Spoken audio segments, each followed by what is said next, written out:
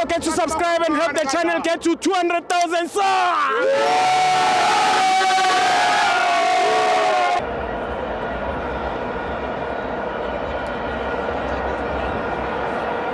Welcome to my fans on the TV.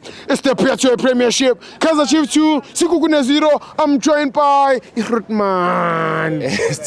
Thank you for your patience.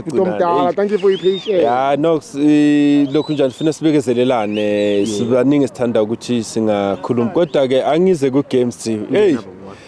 Igame beyinhle Sitsibo. But ngizwa abantu bagolomba inyoka isemgodini. Sundowns benefiting team inkinga ileyo ukuthi siyakubantu ababenefitayo abaphethe refresh sikhwamini. So thina angifisi ukuthi sinale happiness siya nayo ku Sundowns egcineni bese sesibuya inhliziyo zibhlungu ngoba Sundowns vele ihleze benefit.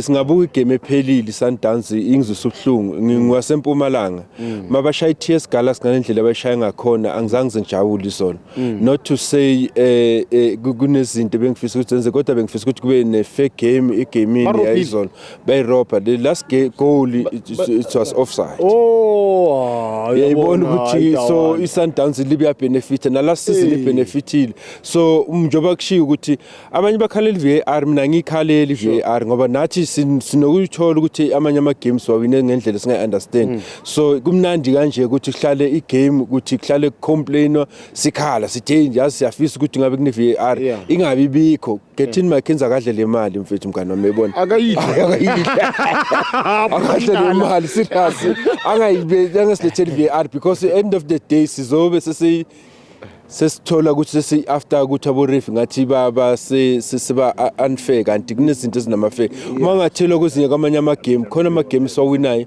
ubona kahle ukuthi hayi VAR kube bekhona ngaba siwina game so angikhaleli mina VAR ukuthi bekhona especially mangabe izosebenza njengoba besebenza ku World Cup World Cup bengenasikhathi yabona namhlanje ibhola lase Africa likuneza isikhathi ukuthi ungaginqika phansi uchiphezezeke but VAR uyibona lapha ku World Cup benjani Bothi mangabe uchitha isikhathi bakuthi sas-add isikhathi mathi uyakureva athi anginasikhathi sokukhuluma nami ngizodlala ibhola hawamba ibhola I understand if ever nangathiwa mangenzeka kanjalo then sizokhala nje ngoba besikhala ukuthi amazwe se-Africa zange za sustain ku World Cup because if VAR nesikhathi ukuthi abana sikhathi sethu ukuthi sizohamba sokhuluma no ref ref adangakhuluma ukuthi khuluma nebhola ungakhuluma nami mangabe kune issue let's go to enkundleni so iVAR ibe inkinga kakhulu kodwa ke njengoba ngisho ukuthi Sitsibo sizobonana Saturday ngizobe ngila nganami sobe sesonke ngiceluze kodwa ke ngizobe ngikhona sikhuluma nawe siyabonga sizoba patient futhi ishaba bo amaya sibongile